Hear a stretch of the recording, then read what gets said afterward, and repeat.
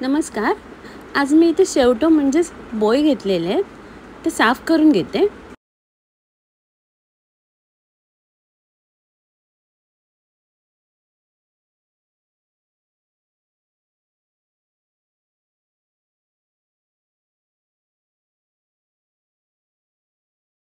अशा प्रकारे साफ करून घेतलेले आहेत. आता कापून घेते.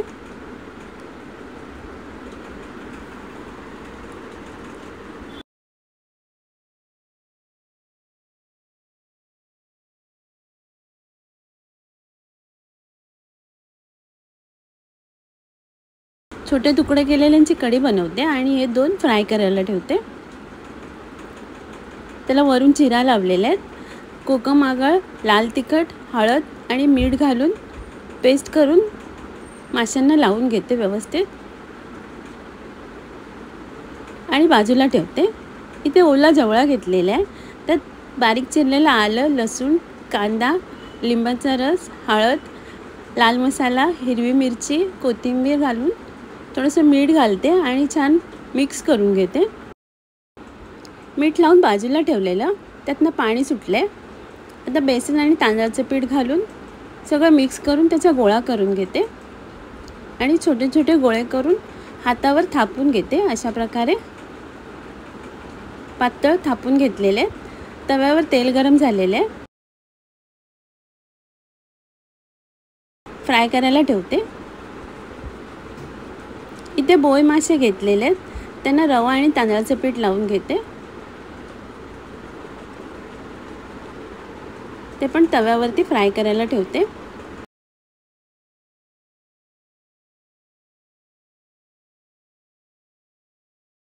इथे जवळ्याची वडी फ्राय करून झालेली आहे दोन्ही बाजूने.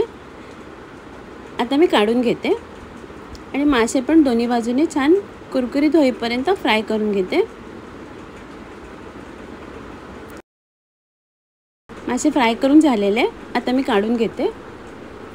इथे भांड्यात बारीक चिरलेला कांदा, बारीक चिरलेला आलं, लसूण घालते आणि वरून तेल घालून छान लालसर होईपर्यंत भाजून घेते.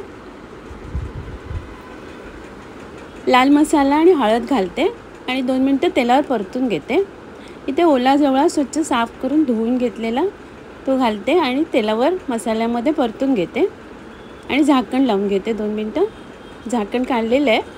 पुन्हा एकदा मिक्स करून घेते. त्यात एक टोमॅटो आणि हिरवी मिरची घालते, एक वांगं घालते कापून ठेवलेलं आणि मिक्स करून घेते आणि झाकण लावून घेते. 2 मिनिटं झाकण काढून कोथिंबीर घालते आणि सगळं मिक्स करून घेते. चवीप्रमाणे मीठ घालून मिक्स करून घेते. थोडंसं पाणी घालते आणि झाकण लावून शिजायला ठेवते. 5 मिनिटांनी झाकण काढलेलं आहे. मिक्स करून घेते. त्यात कैरी घालते कापून ठेवलेली आणि मिक्स करून घेते. पुन्हा 5 मिनिटांनी झाकण काढलेलं आहे. इथे वांगं आणि जवळा पण शिजून तयार झालेला आहे. इथे कढीसाठी वाटप काढून घेते. त्याला लागणारं साहित्य स्क्रीनवरती लिहिलेलं आहे. आता मी वाटप ग्राइंडरमधनं वाटून घेते. मसाला वाटून झालेला आहे. आता मी भांड्यात काढून घेते. त्यात बारीक चिरलेला कांदा आणि हिरवी मिरची घालते आणि गॅसवर गरम करायला ठेवते. वाटपाला उकळी आलेली आहे. त्यात कैरी घालते. साफ करून ठेवलेले बोय मासे घालते. चवीप्रमाणे मीठ घालते आणि छान उकळी काढून घेते. मासे शिजलेले आहेत.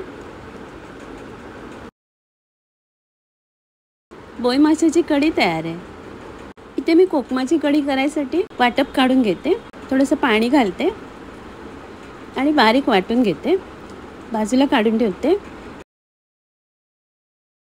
इथे 10-12 कोकमं थोड्या पाण्यात 5 मिनिटं उकळून घेतलेले आहेत. इथे भांड्यात तेल घेतलेलं आहे. त्यात फोडणीला राई, कांदा आणि कढीपत्ता घालून मिक्स करून घेते. थोडीशी हळद घालते आणि मिक्स करून घेते. मिक्सरमधनं वाटून घेतलेला मसाला घालते. मिक्स करून घेते. कोकम उकळून ठेवलेलं पाणी घालते, चवीप्रमाणे मीठ घालते आणि छान उकळी काढून घेते. थोडासा गूळ घालते, मिक्स करून घेते. खोबऱ्याचं दूध घालते. ही माझ्या मैत्रिणीची रेसिपी आहे. मुरुड जंजिरा त्या भागात बनवलं जाणारं कोकमाचं सार आहे ते. इथे तांदळाचं पीठ पाणी घालून मळून घेतलेलं आहे. त्याची मी भाकरी थापून घेते. थोडंसं पीठ लावून भाकरी थापून घेते व्यवस्थित.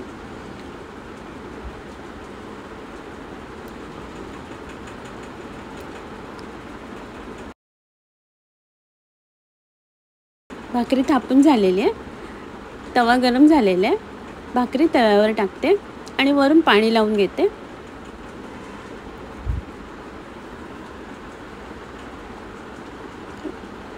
आता दुसऱ्या बाजूने भाकरी भाजून घेते.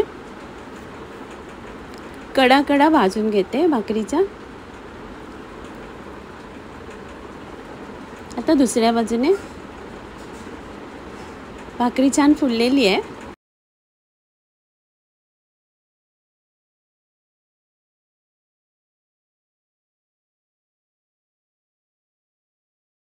आता काढून घेते